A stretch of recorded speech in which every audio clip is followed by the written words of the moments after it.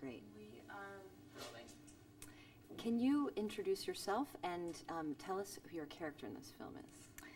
My name, sorry. 1 second. Sorry. Okay. Okay. And two. Should be fine. My name is Kate Bosworth, and I play Lynn in The Warrior's Way. Were you a fan of genre movies before you shot this? Yes, but this one seems so different to me. You know, that it. I suppose I mean, one of my favorites is Crouching Tiger, Hidden Dragon. I mean, I just think it's such a beautiful, perfect movie that kind of element excited me for this movie. And to sort of be a cowgirl was pretty exciting, you know, to kind of live in the wild, wild west and get down and dirty and sort of Calamity Jane-esque. It was a real thrill, and I loved playing a girl who had so much pain but had such a childlike, innocent manner about her. It was a really interesting dichotomy. Were you familiar with Jang Dong-gun before you worked with him on this film? I was not. I know I'm sort of in the minority. I know that he's such a huge superstar in Asia, and you know, people kind of faint and cry whenever they're around him.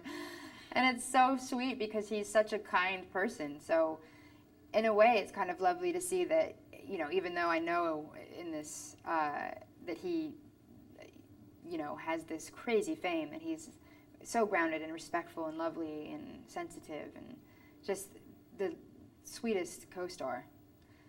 When you're shooting on sets, it's difficult. I know Jang said he had to work to remember that there would be sun in his eyes. How do you keep yourself in the moment when the scope is so large and the visual effects in this are so stunning?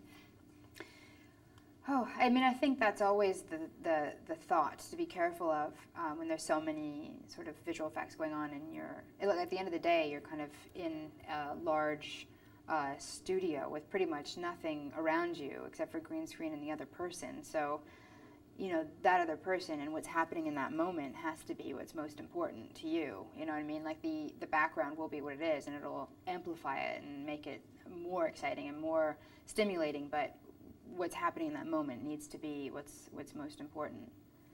Danny Houston, we just spoke with him, and he said, there's a reason I keep playing these bad guys. I must have like a wicked soul that I'm not aware of. But you've said he's actually really sweet in person. Yeah.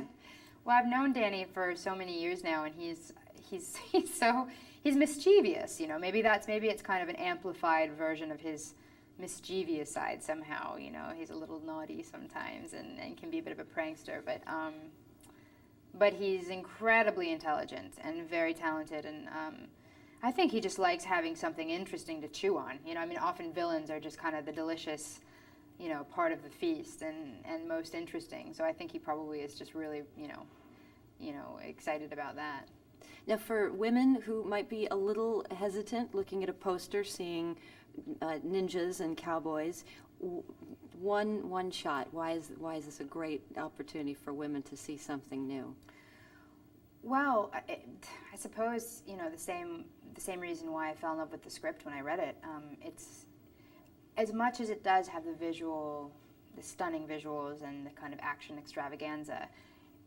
The special part of this movie is the poetry, is the heartbeat of it. I mean, it was Sing-Moo, who's the director. It was his most important, you know, aspect of the movie, and I think people will be surprised by that element. I know they're kind of marketing it towards that kind of action-based audience, but it's really has so much more than that going on, and it's the same reason why I fell in love with it in the first place. What's coming up next for you? I just finished shooting. Well, I shot a film called Straw Dogs, which is a remake of Peckinpah's original Straw Dogs, which was quite controversial in its original form and controversial in the new one. I can promise you that.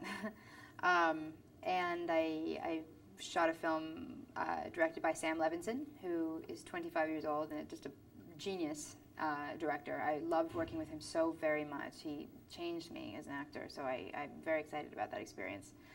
And that was with Ellen Burstyn and Ellen Barkin and Thomas Hayden Church and George Kennedy, just an amazing kind of veteran professional cast.